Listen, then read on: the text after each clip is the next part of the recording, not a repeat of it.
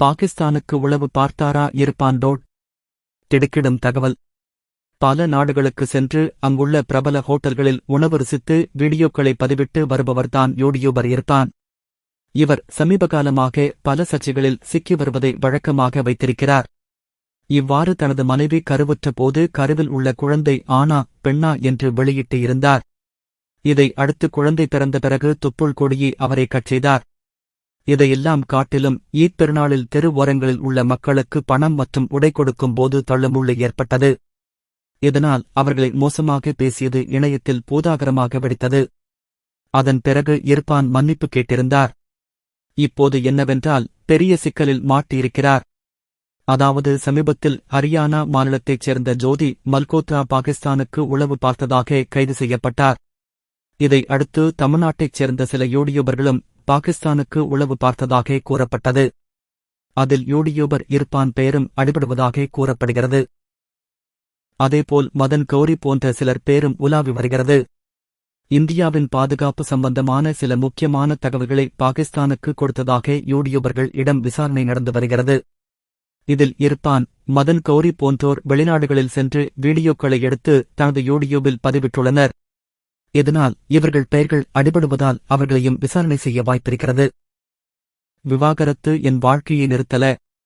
தன்னம்பிக்கையோடு நடைபோடும் சைந்தவி. திரையுலகில் எத்தனையோ விவாகரத்து அறிவிப்புகள் வந்திருக்கிறது. ஆனால் ஒட்டுமொத்த ரசிகர்களும் அதிர்ந்து போனது ஜிவி பிரகாஷ் சைந்தவி விவாகரத்து செய்தியை கேட்டுதான். கடந்த வருடம் இவர்கள் இருவரும் தங்களின் பிரிவை அறிவித்தார்கள். அப்போதிலிருந்து ஏகப்பட்ட சர்ச்சை செய்திகள் இவர்களை சுற்றியது.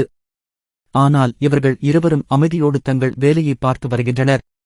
இவர்களின் விவாகரத்து வழக்கு நடந்து வருகிறது. அப்போது கூட இருவரும் ஒரே காரில் வந்து சென்றது எல்லோருக்கும் ஆச்சரியம்தான். இப்படி இருப்பவர்கள் எதற்காக பிரிய வேண்டும் என்ற கேள்வி எழாமல் இல்லை. ஆனால் ஏதோ ஒன்று அவர்களை இப்படி ஒரு முடிவு எடுக்க வைத்திருக்கிறது. ஆனால் அந்த சூழ்நிலையிலும் கூட இருவரும் ஒருவரை ஒருவர் தாக்கி பேசியது கிடையாது. அதிலும் சைந்தவி பிரிவிற்கு பிறகு ஜிவி பிரகாஷ் நடத்திய இசை நிகழ்ச்சியில் கலந்து கொண்டார். அது பற்றிய புரோமோஷன் வீடியோவில் கூட ஜிவிசார் நடத்தும் நிகழ்ச்சிக்கு வாங்க என கூறி ஆச்சரியப்படுத்தினார். அது மட்டும் இன்றி விவாகரத்து ஒருபோதும் என் வாழ்க்கையை நிறுத்தாது என மனம் தளராமல் அடுத்த வேலையை பார்க்க ஆரம்பித்துவிட்டார்.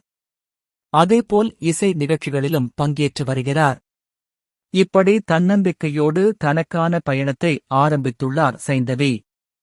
சமீபத்தில் ரவி மோகன், ஆர்த்தி பிரிவு மீடியாவில் பல சர்ச்சையை கிளப்பிக் கொண்டிருக்கிறது. மாற்றி மாற்றி குறை சொல்லி இருக்கும் பெயரை டேமேஜ் செய்து கொள்கிறார்கள். ஆனால் ஜிவி பிரகாஷ் சைந்தவி அப்படி இல்லாமல் பிரிவுக்கு பிறகும் கூட கண்ணியத்தோடு இருப்பது குறிப்பிடத்தக்கது.